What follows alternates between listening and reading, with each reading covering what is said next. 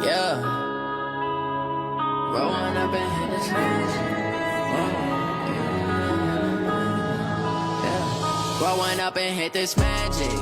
With the gang, we ball out, it can get tragic. All we got, we gon' let you niggas. Welcome to this episode of Domspod. I'm your host, Dom Armando, for this special report of Domspod.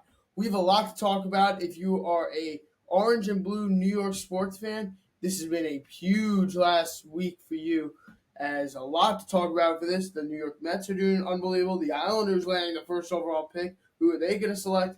And the New York Knicks, a shocker in the playoffs with the up 2-0 on the Celtics. We will get you into the NHL playoffs. We'll get you into MLB news. So I hope you guys enjoy this episode of Dom's Pod. Like as always, my friends, stay tuned in. So let's get right into it. The New York Islanders. This is a very interesting thing to talk about. The New York Islanders had a Hold on, let me get the video here.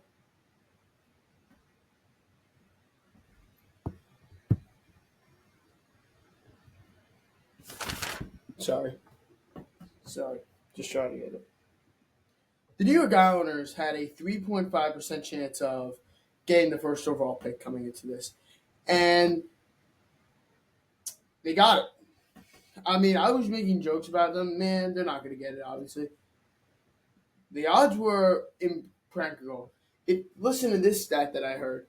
If the Rangers beat the Islanders once this year, If the Islanders beat the Rangers once this year, which they got outscored 19-4 this year, yikes, the Rangers would have got the first overall pick, which is heartbreaking for them. But the Islanders, the fact that they were able to jump, so they had to get the exact numbers. They got all the numbers that they needed, and they need a 5 or 13 to get it, and they got a 13, and that just tells you so. So last time the Islanders won the lottery was in 2009 when they selected John Tavares. Boo. And guess who was at that? It was Ken Morrow. So Ken Morrow, obviously, he's giving the Islanders good luck charms for the last couple lottery picks. But really, the Islanders, if they don't listen, they can go defenseman and go Matthew Schaefer. But I think the best pick is going James Higgins. And now listen, you can get me wrong here and say, what are you talking about? I mean, what is this? The Islanders need a defensive move. I think, listen, that's a problem, but the goal scoring was a huge problem for them. The Islanders couldn't finish goals. And if you get a playmaker like James Higgins on your team, paired up with Bo Horvat and Matt Barzal, then you're set. Then you're set to compete. If the Islanders get James Higgins, I think this team will be a Stanley Cup, a playoff contending team next year. I would say so.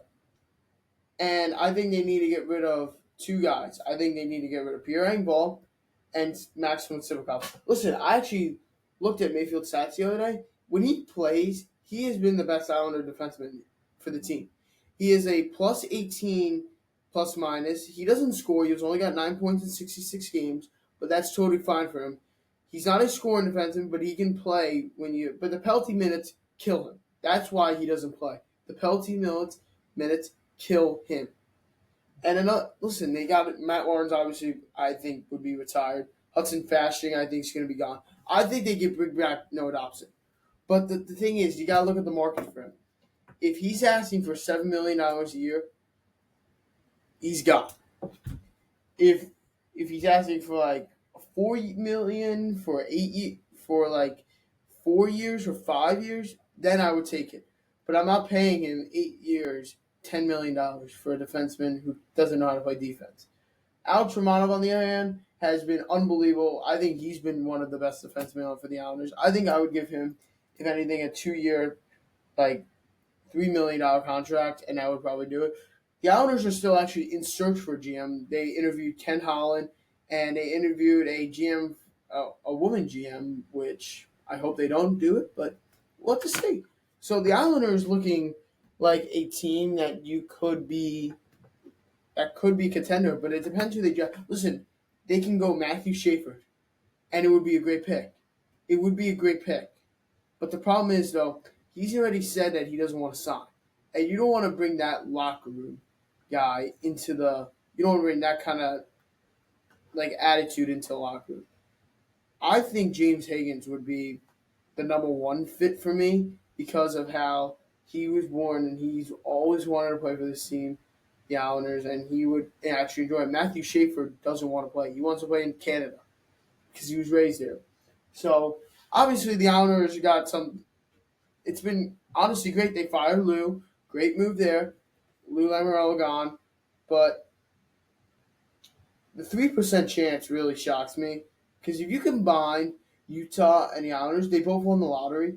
They would each be the Islanders and Utah would each have the same amount of odds, the same percentage as Pittsburgh, and Pittsburgh had a 5% chance. So the Islanders had a 3.5% chance of getting it, and Utah had a 1.5% chance of getting it, and the Islanders landed it, and the Utah landed it, and they both won the lottery. First time in a long time, the Islanders have a team jumped from 10, 5 or below to get number 1 or 2. But really, if the Islanders can get James Higgins, I think they'll be set for the next couple of years. But not really much going on with them right now, the Islanders. I mean, obviously their season's come. Let's talk about the NHL playoffs. It's been unbelievable. I think this has been one of the best NHL playoffs without teams that, listen, the ratings are down. I'm not surprised by that, honestly, but I kind of am surprised. But for, like, because of New York teams not being in it, the Islanders and Rangers, obviously, that kills half of it. Boston not being in it kills it. Chicago and Pittsburgh, really. And Philadelphia, the entire state of Philadelphia. But if the Islanders, listen, if you watch both game 7, if you watch both game 7s, like between the Stars and Avalanche and the Jets and Blues, you would have thought those were the two best game 7s ever.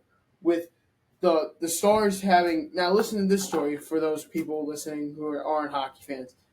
So the Avalanche originally traded Mikko Rantanen away because they couldn't afford it. This is basically like a Luka Doncic story for the NBA fans out there. Luka Doncic, obviously, the Mavericks traded him away because of his defense, which is probably I think that's actually working out. At the same time, listen, his defense is not good, Luka, but he's an unbelievable scorer. But the Mavs defense has been much better, and the Lakers haven't gone anywhere. Listen, the Mavericks didn't listen. It was a loss trade. I feel like for the Mavericks, like a win, sort of mostly lost trade, because they got so many. You have to talk about the value they got for him. They got a bunch of draft picks in return for him. They got Anthony Davis, who's playing totally fine right now. Klay Thompson's been fine. Obviously, he wasn't in that trade, but Kyrie Irving's obviously out for the year. But that trade really working out. So let me get back to you about Mikko Rantanen. The Avs, he was asking for extension. The Avs couldn't afford it because of how good their team is and how much they have to pay. So they said, we can't have you. It's better off we dealt you at the deadline to Carolina, and we get value out of you. So they trade him to Carolina. Carolina receives, this was a steal for Carolina at the time. Mikko Rantanen and Taylor Hall. They got Taylor Hall from Chicago. The Avs actually got Martin Necas, Jack Jury, who both stunk in the playoffs for them. And then because he didn't want to sign with Carolina, they made a move and they said, all right, we're going to dealt you then. They flipped him at the deadline to Dallas. Keep in mind, it's Colorado's rival. And they got Logan Stankoff, Carolina got, and like 3 first-round picks. Mikko Rantanen faces off against the Avalanche in the first round. Listen, the Stars, for the first 3 games, they led for 62 seconds. That's it. 1 minute and 2 seconds, and they were up 2-1. They had an overtime winner, which they didn't lead one bit for the game. And the goal that they scored that they had the lead was scored like a minute and 2 seconds later by a Avalanche. I think it was, not sure who that was. I think it might have been Jack Drury. Could have been. But but he scored a minute and 2 seconds later, and the Avalanche were up. They won that game actually, and that's the last time Dallas led. So then Dallas is up 3-2, obviously, and the Avalanche send this back to series. The Avalanche then in Game 7 have a 2-0 lead going into the third period. Remember when I talked to you about Mikko Rantanen? He went off in that third period. Keep in mind, right now he's got 14 points in four playoff games. The last games. That's incredible, incredible. So Mikko Rantanen had a hat trick and a 4-point period, and really helped the Dallas Stars defeat against his rivals. By the way, keep in mind, congratulations to the Gabriel Landeskog on making his return back from that terrible injury that he had for 2 years. I mean, that was a great comeback to see, and it's been incredible to watch him. But Rantanen had 2 goals. He tied the game, and then set up, who was that? Wyatt Johnson for the go-ahead goal, which ended up being the game-winning goal to put Dallas in front, and Rantanen had the empty netter to put it away. So then, now he has a hat trick against Winnipeg in Game 1. And let's keep in mind, Mikko Rantanen deal is working out totally for Dallas. And he got a massive extension, too. He got like a 7-year, $8 million, $9 million per year. And it's been working out for him. So, good there. And now let's talk about the other Game 7. This was probably the craziest Game 7 ever. The Blues and Jets. The Blues were up 3-1 with a minute left. And I'm thinking to myself, because I had the Blues, obviously, the upset. And I'm thinking to myself that the Blues have this game in the bag. Then Vladimir Nenestikov rips one from the far side. It goes in. And somehow, I don't know how. That was a great shot there. So then it goes to like at least 10 seconds left. Josh Morrissey fans on the shot. And then it goes out to Connor. And he passes it to Cole Perfetti. Keep in mind, he had a goal earlier in the game. He had one of the best tips I think I've ever seen, and he ties the game with less than 3 seconds left. The latest Game 7 tying goal in NHL history. And then it goes into double overtime, and Neil Pionk fires one from the top right, and Adam Lowry tips it in, and he will say goodnight there. But it was really, really heartbreaking to be a Blues fan in that moment, because they blew one of the biggest leads in their franchise history. They went from up 3-1, and then they blew it and lost 4-3. So that's one of the biggest blows. That's one of the biggest blows in NHL playoff history. But what a first round it was, I think, for everything around the NHL. And we got some series with Tom Wilson getting and Josh Anderson fighting on the bench. In that series, obviously, Sebastian Aho had a sick overtime winner versus the New Jersey Devils. Florida really killed Tampa. I think Tampa needs to break that team up. They need to break that team up right away. It's not working out for Tampa Bay right now. With Vasilevsky, he's not been playing good. I think they should move on from Vasilevsky. They have the exact same team from their cup run.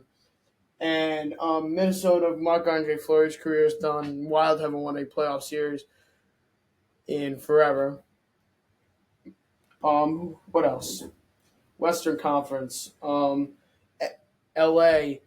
up 2-0, and then it was a reverse sweep not a reverse sweep, but they were up 2-0, and then Edmonton won the last 4 games and have beat LA in the first round for the last 4 years, and they fired Ron Blake right after this, and the Islanders should be a team go after him, but very interesting around it.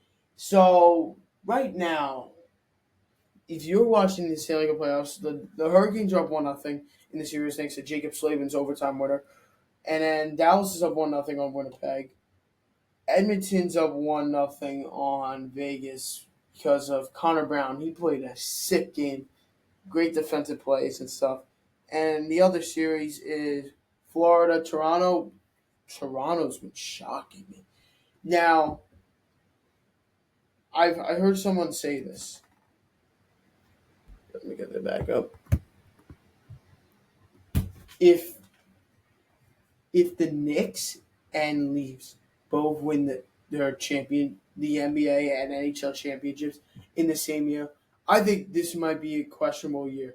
Like I feel like it has to either be scripted or it might be the craziest year of, and the world might end. The Knicks and Leafs both winning. They haven't won a cup since the '60s. The Knicks haven't won. Oh no, the Knicks didn't win one since 1972 when the Islanders came around, and the Leafs haven't won one since 1967. By the way, fun fact: the Leafs haven't won 3 rounds in a playoff like playoffs.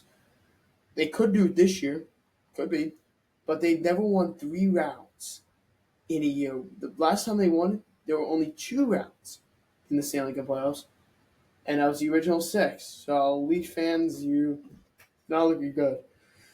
But so far, if you're asking me, the NHL playoffs have really, and the NHL and NBA playoffs have been, the NBA playoffs, the Knicks are carrying it, and like, there hasn't been much action. Like, I haven't paid attention. I've only paid attention to the Knicks and Warriors, but that's about it. And that's running the league, I think. Listen, LeBron being done and stuff, like the Knicks and Celtics series has got to be the best series you're gonna ever watch. I haven't paid attention to the Pacers or Cavaliers at all. I know Halliburton had a sick overtime winner though, but I haven't been watching them at all. But I've been only watching the Knicks, and they've been playing phenomenal. Thunder won by 40 last night. I mean, who do you think wins the MVP? My question is Shea Gilgeous-Alexander or Jokic? I think it's personally Shea, but it's very close to debate about. So let's get into some New York Mets news. So obviously them going down with Minter and Danny Young for the rest of the season. Minter had a 1.64 ERA, while Danny Young had a 4.32 ERA. And that really killed the New York Mets, really, because they just lost 2 big-time lefties. And now Brooks Raley, who's still kind of hurt, waiting for him to get back and hoping that he's ready to go soon. But the Mets, Cabrera's not been good. The Mets need to get a reliever at the deadline, I think, the trade deadline before. Listen, their pitching rotation looks good. But if you're going to have Minter and Young out for the rest of the year, you have to get more relievers because Minter was one of your best. Danny Young struggled a little bit, but he was able to find his ground. So that's what I think. Brett Beatty being recalled for the New York Mets because of Jesse Winker going down in 6 to 8 weeks. Jose Siri's been out that long as well during that span when he took a foul off his leg. Oh man, I'm yawning. Winker dealing with an oblique injury, he's gonna miss some time. And Brett Beatty getting his opportunity. Brett Beatty, when he was in the majors so far this year, is batting 190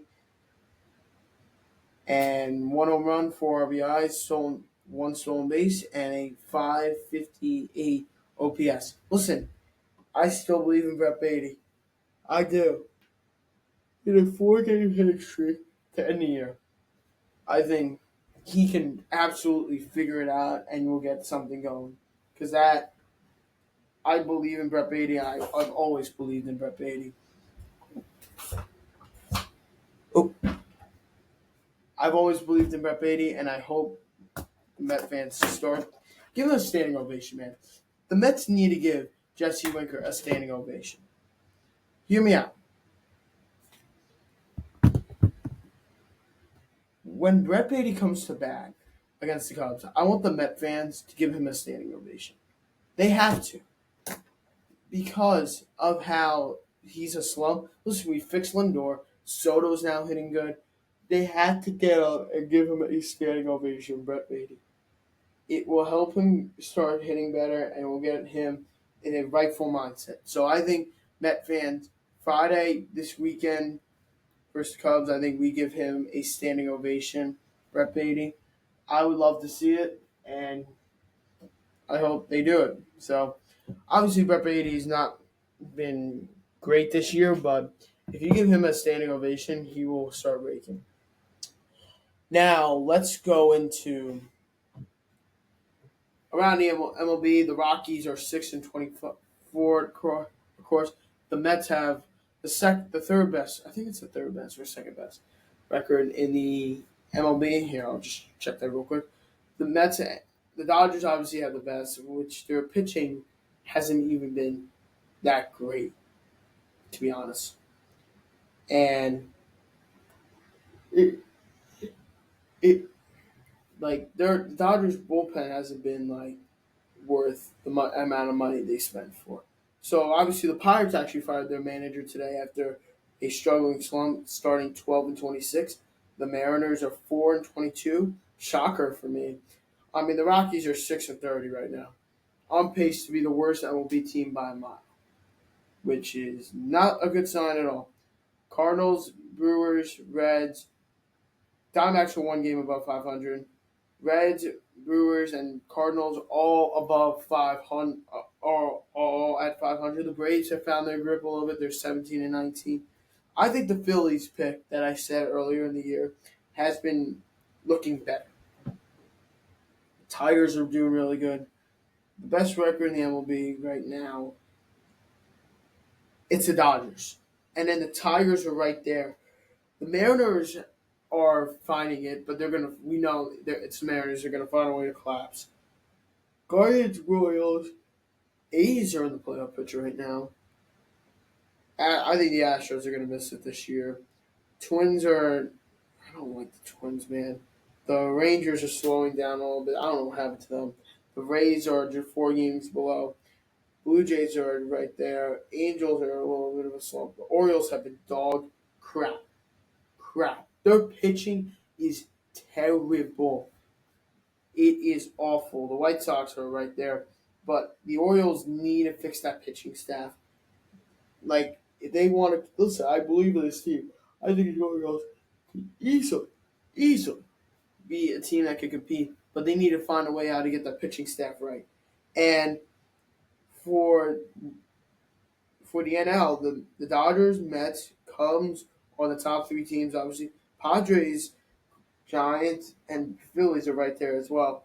But the Mets are 10 games above 500. Dodgers have been insane. Have been good this year, but like not like their record shows. Yoshioda Yamamoto is going to win Cy Young probably. Kodai Senga's right there. Another Japanese. Max Friday's right there as well. You have 3 guys that have a chance at NL Cy Young. And it's going to be very interesting to see this year for the NL Cy Young, to be honest, because it could have a bunch of pitchers that are built to pitch and have guys that have small ERAs. So now we'll get into your score. Phillies, I don't like the Phillies, man. Obviously, no Met fan should like the Phillies, but I really listen. I like Bryce Harper, Trey Turner. I don't like Schwarber or Castellanos. I love Bryce Harper. I watch his game, and I can't hate the guy. I just can't. I think. Oh, sorry about that. Bryce Harper, Trey Turner, and Zach Wheeler. I do respect Zach Wheeler still. Have been players that I also always liked. I can't hate against them, in my opinion. And Met fans out there saying, I mean, whoa, what do you mean you can't like Zach Wheeler? He's a former Met, now he's a Philly. The dude was still a beast with us. And the pitching stat that we had in 2015 was nasty.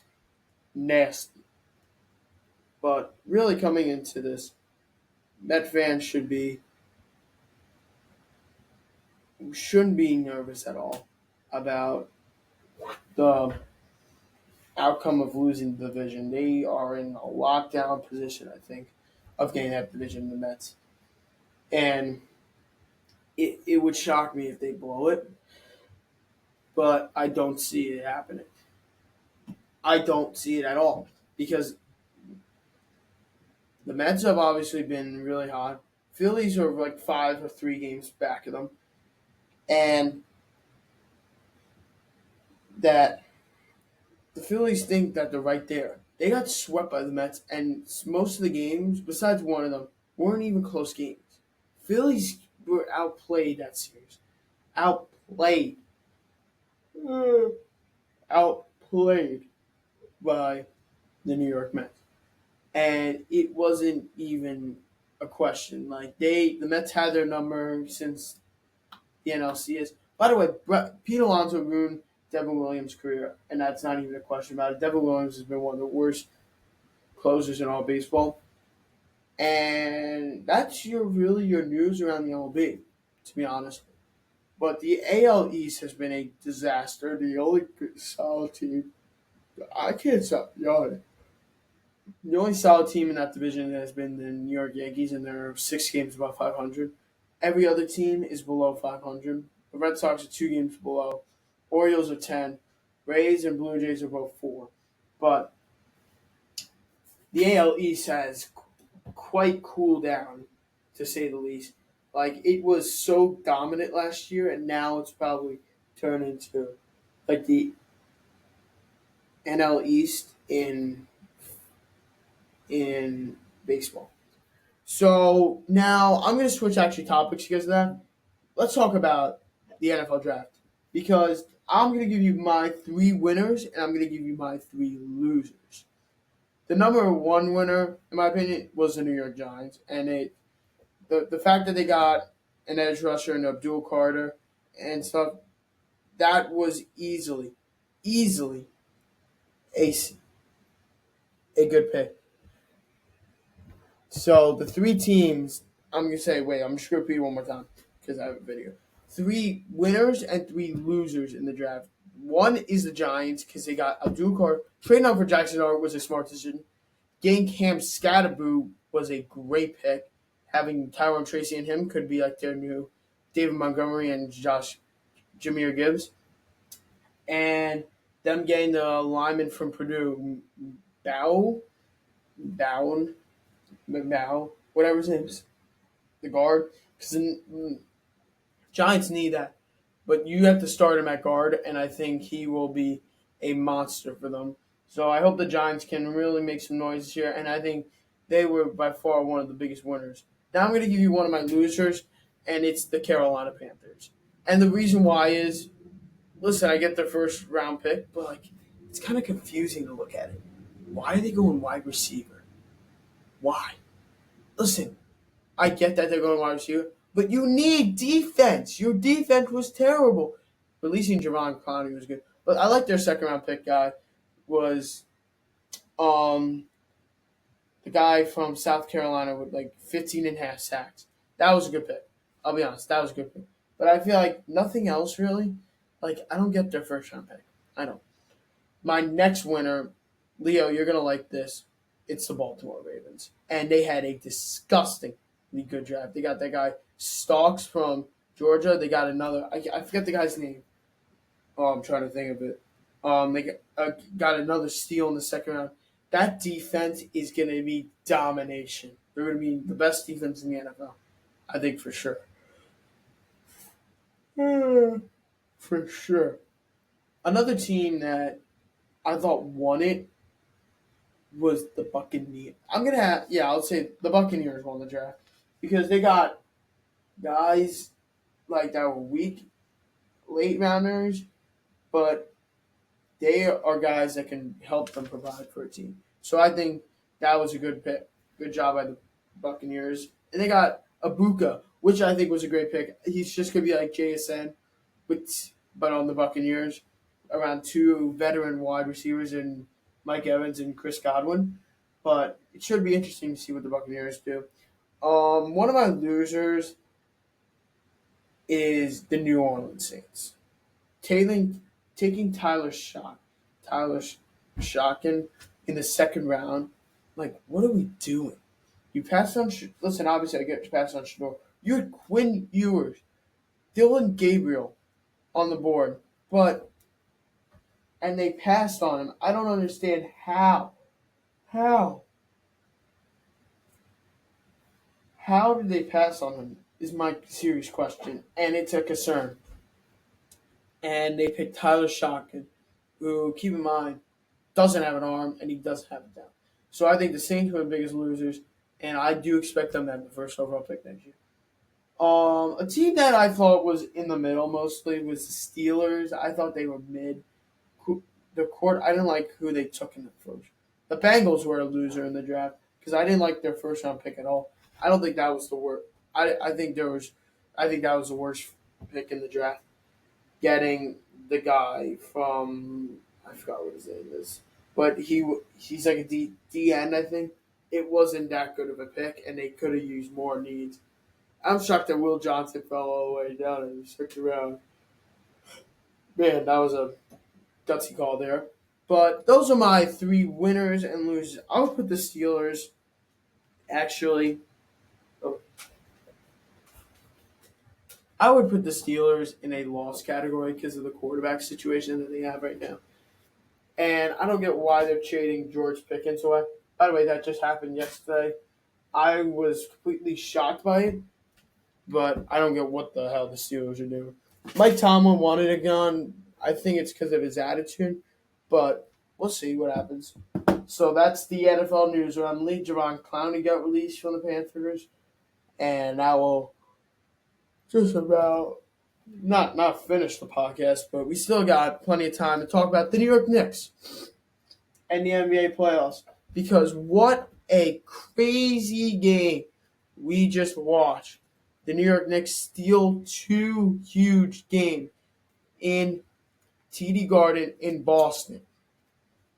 Keep in mind, the Knicks were down 20 in both these games. First team in NBA history to come back from 20-point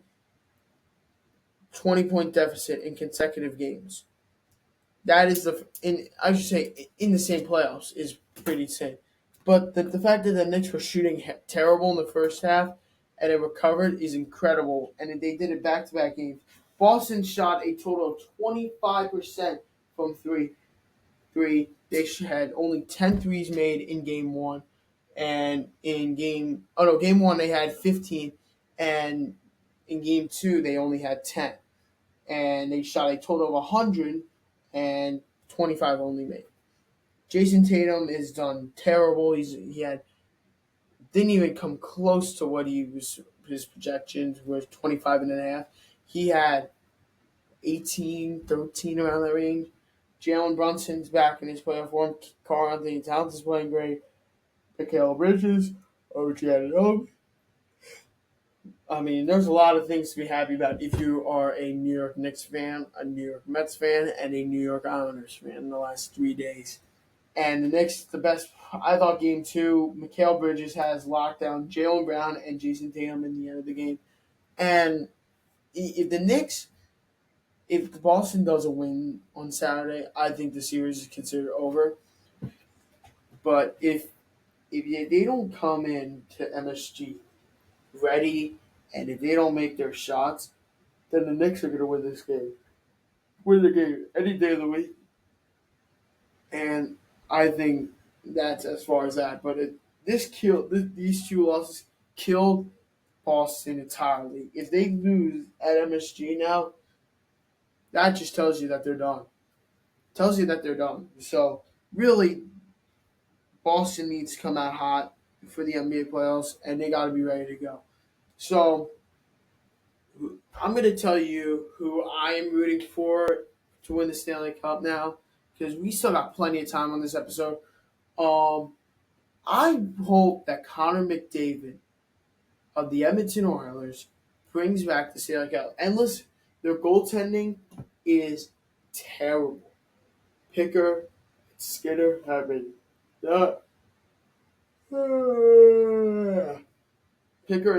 been god awful, I think, in net for them. But I think it would be the right move, in my opinion, to. No, what am I saying? Like, I think they'll still manage with that blue line. The blue line's shaky, and they got to pay Bouchard after this year, which good luck to them. But this is their last year really to compete with the team that they got. Otherwise, they're going to be next year. They're going to be completely different, and their blue lines are what they were. Maybe Bouchard might get booted, but we'll to see how a team will ask for. And with the salary cap going up, so we'll have to take a look and see. But really, I like what the Oilers had their chances of winning it this year. Last year was their team and coming back from that series. But this year's team has a really, really big shot of winning it. So I really do hope that Edmonton wins it. I hope Toronto doesn't win it at all. I hate Toronto. But I would love to see McDavid pass Stanley Cup. That would be nice to see, in my opinion. So, look at that right now. So, that would be really nice to see Connor McDavid bring home back the Stanley Cup and Edmonton get completing it. Right now, they're up 1-0, thanks to obviously McDavid had a great game, Connor Brown had a good game, and Leon Draisaitl. But, Edmonton has the team to win it this year, but I feel like they're not as good as last year's team. Last year's team was more tougher, and they were ready to play. This year's team is not like that at all. But we'll to see. I'm actually excited to see it, and let's get ready to go because these next 2 weeks are going to be the best playoffs. This is my favorite time of year, and obviously the Islanders not being in it kills me, but for NBA playoffs are on first time is pretty damn fun if you're asking me.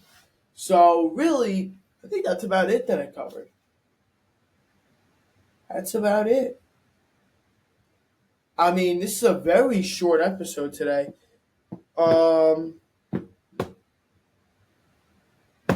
Golf, nothing much really. But yeah, I mean, I think I will just about wrap this one up on Domspod. Listen, great episode here. And I hope you guys watch this one again. I'm going to go get this edited for you guys. Like always, my friends, I am legendary. And Domspod will live on. Thank you guys so much for watching. And see you on the next episode.